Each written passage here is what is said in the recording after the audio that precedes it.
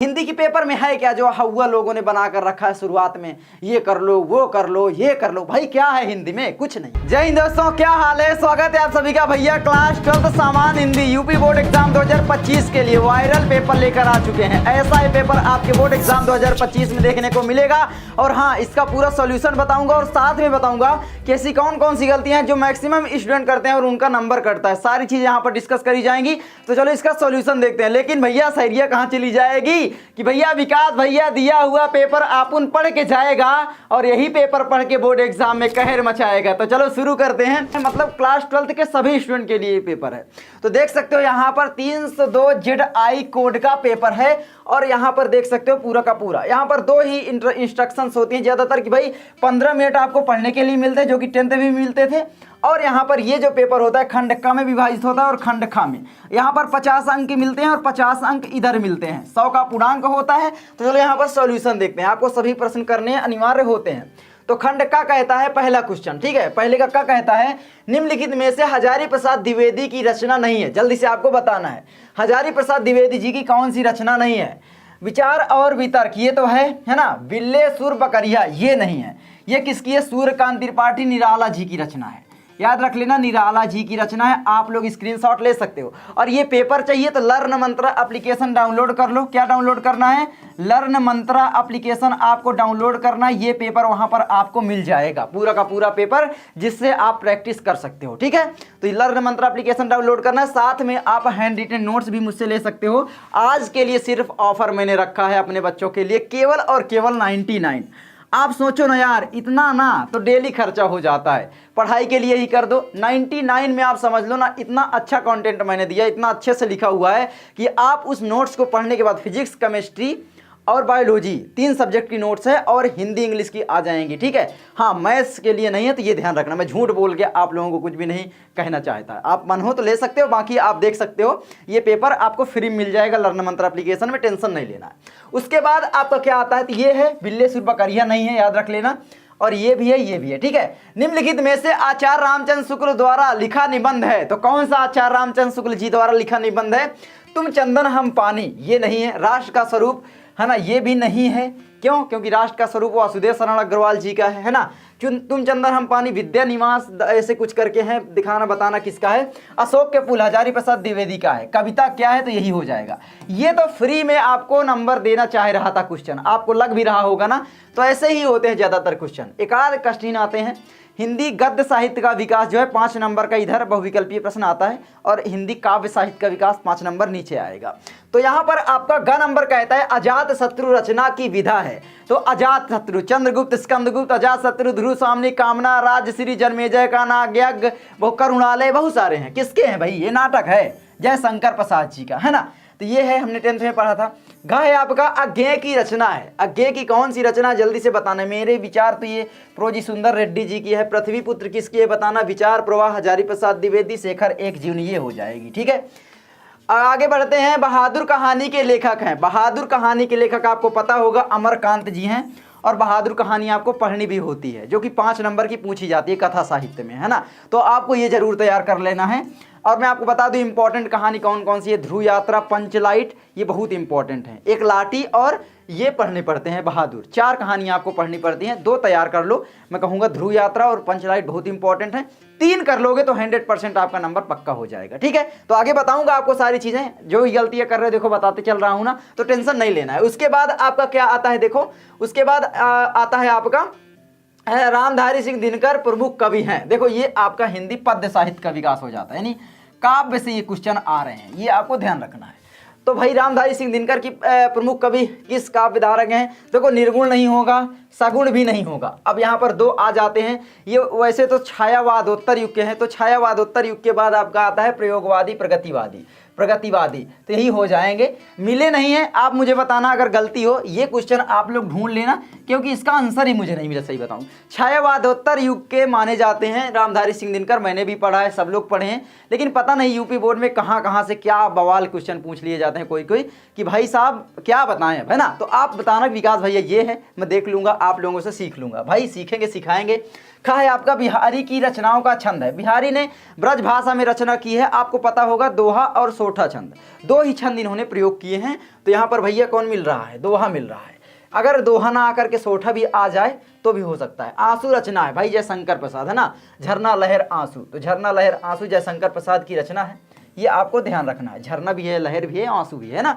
उसके बाद आपका क्या आता है, छायावाद स्थूल के प्रति सूक्ष्म का विद्रोह है कथन है, तो ये आप याद रखना, डॉक्टर नागेंद्र जी का है। उसके बाद आपका दूसरा सप्तक का प्रकाशन वर्ष है, तो दूसरा सप्तक को तार सप्तक दूसरा सप्तक बोला जाता है। प्रथम सप्तक और दूसरा सप्तक भी बोला जाता है, प्रथम सप्तक को तार सप्तक भी बोला जाता है। तो यहाँ पर आपको ध्यान रखना है, दूसरा सप्तक का जो प्रकाशन वर्ष है वो तो 1951 है, लेकिन यहाँ पर 1943 जो है वो है तार सप्तक का प्रकाशन वर्ष, तार सप्तक का है। तो ये ध्यान रखना है, इसी में कंफ्यूजन बच्चे होते हैं। तार सप्तक कह लो या फिर कह लो प्रथम सप्तक भी कह सकते हो। आगे बढ़ते हैं। देखो अब यहाँ पर आपके बड़े बड़े नंबर आते हैं। बहुत सारे बच्चे सोचते हैं कि मैं जब इसको पूरा का पूरा रट लूंगा तभी मैं बोर्ड एग्जाम में फोड़ पाऊंगा, और यहीं से आप लोग गलती शुरू कर देते हो। भाई ये फ्री के 10 नंबर आपको मिल रहे हैं, कैसे मैं आपको बताता हूँ। अब कोई भी शुरुआत के 3 चैप्टर पढ़ लो गद्यांश में, ठीक है, 3 चैप्टर। अब एक तो आपका वासुदेव शरण अग्रवाल का राष्ट्र का स्वरूप बहुत ज्यादा इंपॉर्टेंट है, हजारी प्रसाद द्विवेदी का अशोक का फूल बहुत ज्यादा इंपॉर्टेंट है, एपीजे अब्दुल कलाम जी का है ना बहुत ज्यादा इंपॉर्टेंट है। तो ये तीनों बहुत इंपॉर्टेंट है। अब यहाँ पर आप देखो, अगर आ भी नहीं रहा ना तो 2 नंबर ही कटेगा, वैसे भी 8 नंबर आपको फ्री के मिलेंगे। मैं आपको बताता हूँ कैसे।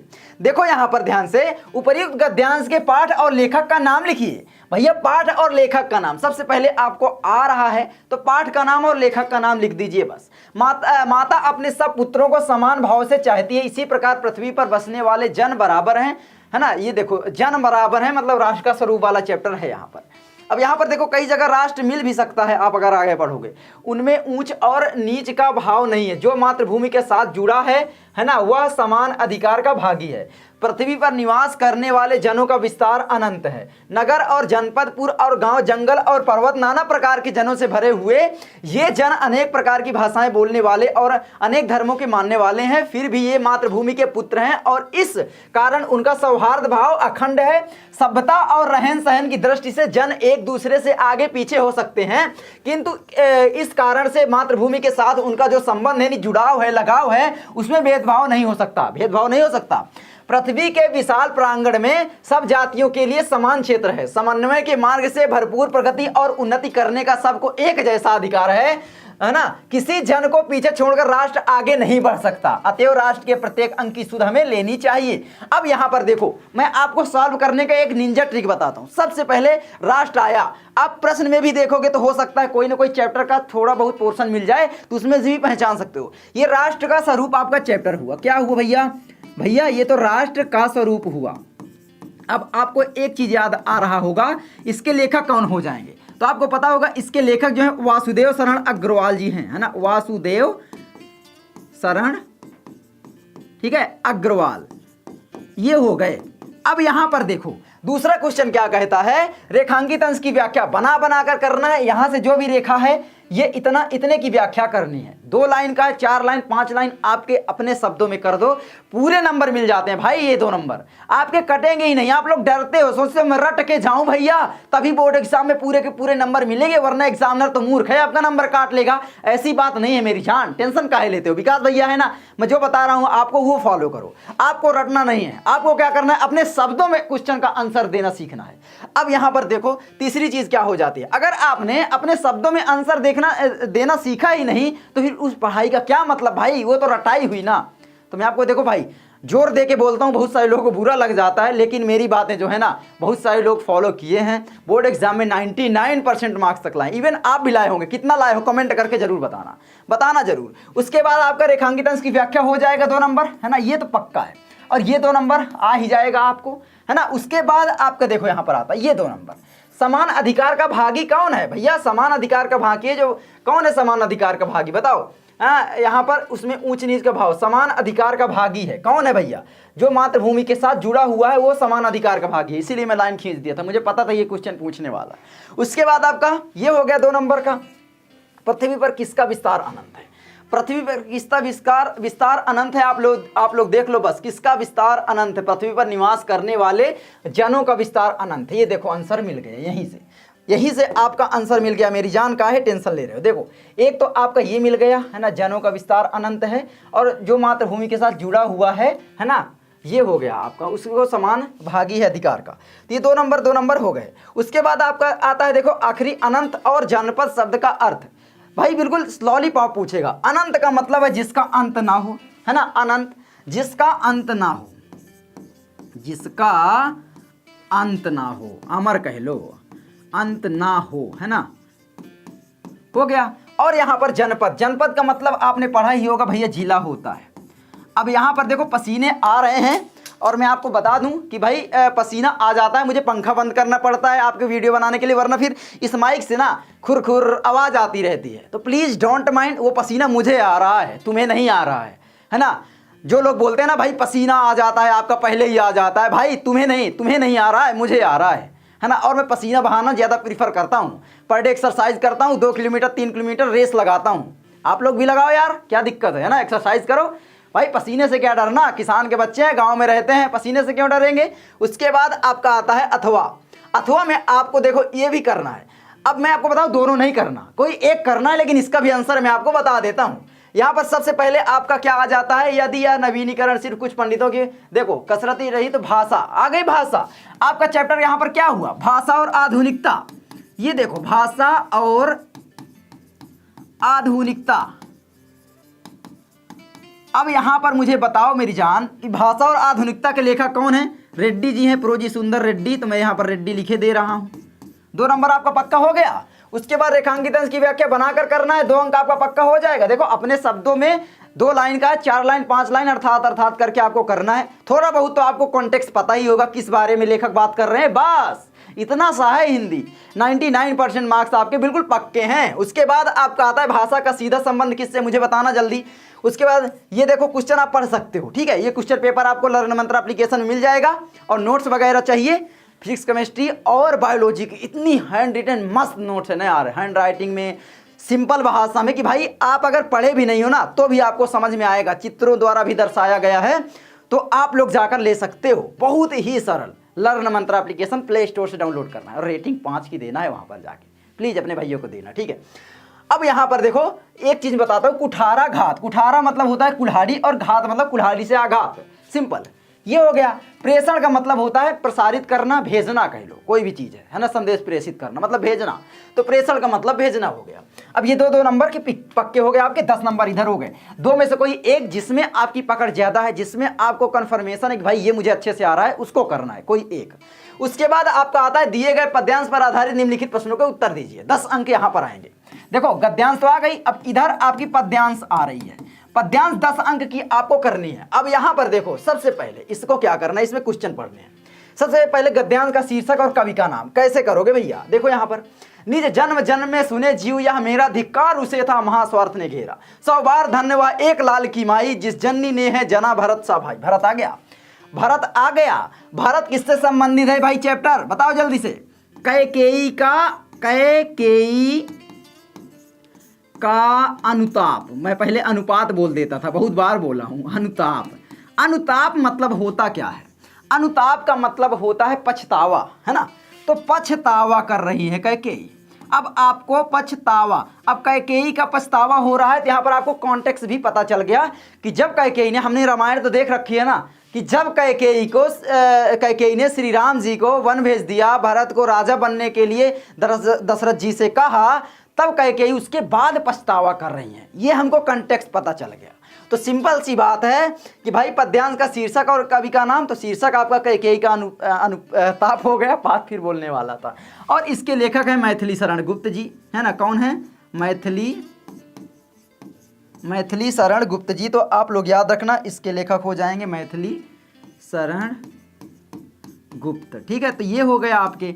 उसके बाद ये 2 नंबर पक्का। अब देखो रेखांकित अंश की व्याख्या, आपको कॉन्टेक्स्ट पता चला, 2 लाइन का है, 4 लाइन 5 लाइन बना बना कर लिखना है। अब यहाँ पर देखो रेखांकित अंश ये है कि निज जन्म जन्म में सुने जीव यह मेरा, धिक्कार उसे था महास्वार्थ ने घेरा। कई अपने को कह रही है कि धिक्कार उसे था स्वार्थ ने घेरा, मुझको इतना स्वार्थ ने घेर लिया था, धिक्कार है ऐसी करनी पर, है ना, धिक्कार है मुझे जन्म पर। तो वही यहाँ पर बोला जा रहा है कि निज जन्म जन्म में सुने जीव, हर एक जीव जन्मांतर से हर एक जीव यह सुन ले। वो पछतावा कर रही है जब श्री राम को जंगल भेज देते, उसी के बारे में आपको लिख देना है। 2 नंबर आपका ये भी पक्का हो जाएगा। रेखांकित इसकी व्याख्या हो गई। उसके बाद कैकेयी स्वयं को धिक्कारती हुई क्या कहती हैं, तो बस सिंपल है, आपको अर्थ पता होगा। यहाँ पर धिक्कारती हुई कहती हैं कि मैंने श्री राम को जंगल क्यों भेजा, यही पछतावा वो कर रही हैं, बिल्कुल सिंपल है ना। उसके बाद आपका क्या आता है, कैकेयी के प्रायश्चित के बाद श्री राम उनसे क्या कहते हैं, ये देखो श्री राम ने क्या कहा। श्री राम ने कहा कि हे माता, आप धन्य हैं जो कि आपने भरत जैसा मुझे भाई दिया, भरत जैसा पुत्र को आपने जन्म दिया, आप तो धन्य हैं, आप पछतावा क्यों कर रही हैं, श्री राम ये कह रहे हैं। तो यहाँ पर है जिस जननी ने जना भरत सा भाई, श्री राम कह रहे हैं, सिंपल है ना। 100 बार धन्य वह एक लाल की माँ, ये राम जी कह रहे हैं। आपको 100 बार धन्य है माता कि आपने मुझे भरत जैसा भाई दिया, भरत जैसे लाल को जन्म दिया। बिल्कुल सिंपल है, आपका हो गया 2 नंबर। यहाँ पर ये भी 2 नंबर का हो गया, 2 नंबर का हो गया। प्रभु श्री राम के साथ कैकेयी के अपराध का अपमार्जन करती हुई सभा क्या चिल्लाई, ये देखो बिल्कुल सिंपल है, सभा क्या चिल्लाई, 100 बार धन्य वह एक लाल की माई, ठीक है। पागल सी प्रभु के साथ सभा चिल्लाई। अब भाई सभा भी वही चिल्लाई क्या, ये जो राम जी कह रहे हैं वही सेम सभा भी कह रही है। तो सिंपल आपका हो गया है ना। उसके बाद आपका क्या आता है, तो ये हो गया। हाँ जी, आपको पूरा दिख रहा है, हाँ जी दिख रहा है। चलिए यहाँ पर आपका क्या आ जाता है आगे, तो ये देखो दीप कच्छप में कौन सा अलंकार है, दीप कच्छप में कौन सा दीप जैसा कच्छप, तो जल्दी से आप मुझे बताना कौन सा अलंकार है। ये चिन्ह लगा हुआ है, आप मुझे बताना इस चिन्ह से कौन सा अलंकार हो जाता है। अथवा आपका आता ही है, तो इसको भी आप कर सकते हो। ये है जयशंकर प्रसाद जी का श्रद्धा मनु से, है ना। चलो आगे बढ़ते हैं। 10 नंबर इधर भी आपका कहीं नहीं गया, सही बता रहा हूँ, इत्तू सा पढ़ना पड़ेगा। आप लोग क्या सोचते हो, ये लाइन में पूरी रट लूँ, अरे सॉरी, ये लाइन में पूरी कहाँ गया यार, ये लाइन में पूरी रट लूँ तभी मैं बोर्ड एग्जाम टॉप करूंगा, तभी मैं पूरे अंक लाऊंगा। भाई ये लाइन रटने की क्या जरूरत है, आपको केवल तो चैप्टर का नाम और लेखक का नाम याद करना है। भाई कितना सरल है ना, तो ये चीज़ है। उसके बाद आपका आता है यहाँ पर देखो भाई, ये तो फिक्स नंबर है, 5 नंबर आपका लेखक परिचय, लेखक का साहित्यिक परिचय। अब इनमें तैयार कर लो वासुदेव शरण अग्रवाल, प्रोजी सुंदर रेड्डी, हजारी प्रसाद द्विवेदी और एपीजे अब्दुल कलाम का तैयार कर लो, एपीजे अब्दुल कलाम जी का तैयार कर लो। भाई पक्का है कि 5 नंबर आपका फिक्स है ना। तो बिल्कुल सिंपल हो गया, 2 नंबर रचनाओं लिख देना और 3 नंबर का साहित्यिक परिचय लिख देना, बिल्कुल सिंपल। 1 से 1.5 पेज में 5 नंबर मिल गए। उसके बाद आपका ये आ जाता है कवि परिचय, है नी, है ना, काव्य साहित्य में जो भी है, तो कवि परिचय आपका आ जाता है, कवि का जो है साहित्यिक परिचय।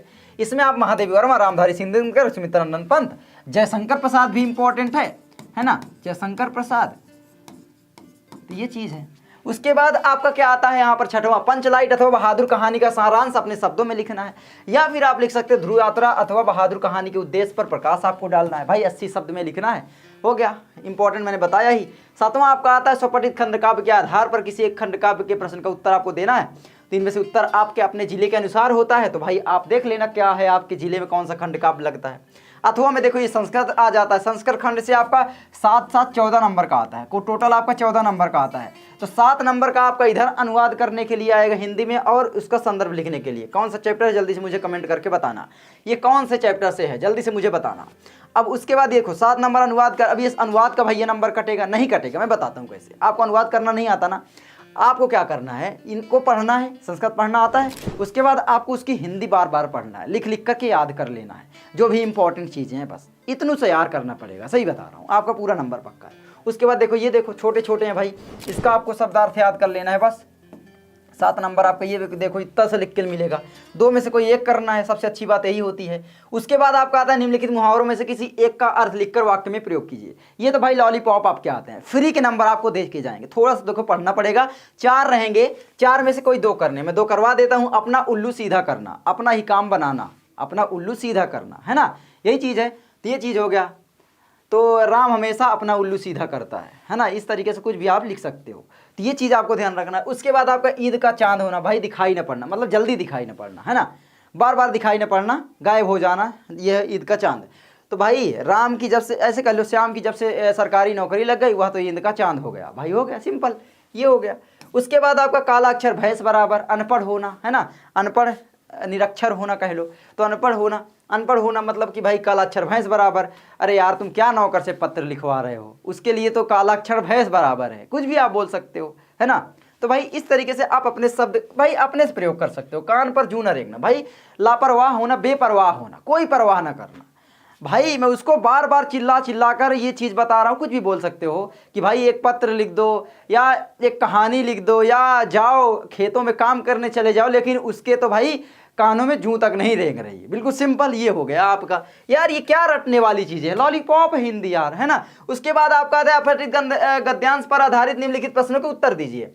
तो अपठित गद्यांश से भाई मैंने बताया जैसे गद्यांश उधर किए थे, इसी में से आपको प्रश्न मिलेंगे उत्तर। तो जल्दी से इसका बताना मुझे, इसके जो भी ये प्रश्न है इसका आंसर मुझे नीचे कमेंट करना। देखता हूँ कितने लोगों का आंसर सही रहेगा।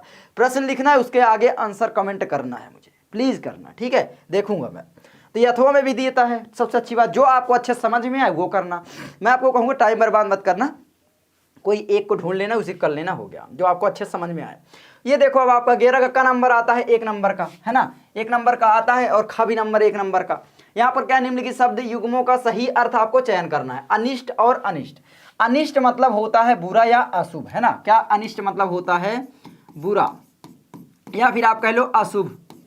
देखो इससे आपकी भाषा वर्तनी भी सुधरती है ना। तो भाषा वर्तनी सुधारने के लिए भी तो हिंदी जरूरी है।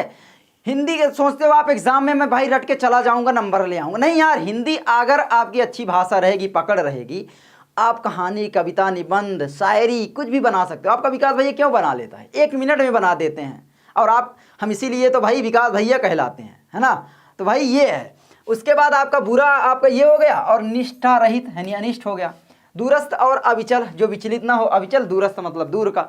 यार इस तरीके से आपको करना है। अनंत जिसका अंत ना हो सके, और अंतिम आखिरी, है ना। अतिरिक्त और कठोर, एक के अलावा। कठोर मतलब बहुत ही कठोर आप कह लो कठिन, है ना। उसके बाद मात्र और मात। ये देखो मात्र आपको मैं नोट्स दे रहा हूं, है ना। 99 मात्र में आज के लिए ऑफर है। मैंने क्या बोला, मात्र 99 मात्र का मतलब क्या हुआ यहाँ पर, केवल में दिया, केवल 99 में दे रहा हूं भाई, सिंपल है ना। उसके बाद आपका मात्र मतलब माता। अब यहाँ पर आपको आ भी नहीं रहा तो टेंशन नहीं ले, लास्ट वाला आ रहा है। मात्र मतलब होता है माता। कहीं पर बताओ माता मिल रहा है, नहीं मिल रहा है ना। माता यहाँ पर मिला भाई, यही टिक कर दो, इसी को लिख दो यार, बिल्कुल लॉलीपॉप है क्वेश्चन। उसके बाद आपका निम्नलिखित शब्दों में से किसी एक शब्द के 2 अर्थ आपको लिखना है। सबसे पहले तात मतलब क्या होता है, हे तात मतलब होता है पिता कह लो, या सम्मानी व्यक्ति कह लो, है ना। पिता या आदरणीय व्यक्ति को भी तात बोला जाता है, जनक को भी बोला जाता है, पिता को भी बोला जाता है, सिंपल है। तात मतलब पिता हो गया, या कोई सम्मानित व्यक्ति या आदरणीय व्यक्ति हो गया, सॉरी आदरणीय व्यक्ति, है ना। ये हो गए तात। उसके बाद आपका शिखा मतलब होता है शिखर, और यहाँ पर प्रकाश भी होता है, लाइट भी होता है ना। चोटी भी होती है शिखर मतलब। ये हो गया सुरभि मतलब क्या होता है भैया, सुगंध होता है, सुगंध। मैं सब करवाए दे रहा हूँ। गाय भी होता है, हो गया। मधु का बताओ जल्दी से। मधु मतलब होता है शहद, और मधु ही शराब को भी बोला जाता है ना, शराब को भी बोला जाता है। तो ये चीज़ है। उसके बाद आपका क्या आता है, निम्नलिखित वाक्यांशों के लिए एक सही शब्द का चयन करके आपको बताना है। असंवादी, जो कि संवाद ना करता हो, भाई ये तो होगा नहीं। जो कम बोलता हो, इसके लिए क्या सही रहेगा, मितभाषी, ये हो जाएगा। मितभाषी को अल्पभाषी भी बोला जाता है। सॉरी यार मैं क्या लिख रहा हूँ, अल्पभाषी, है ना।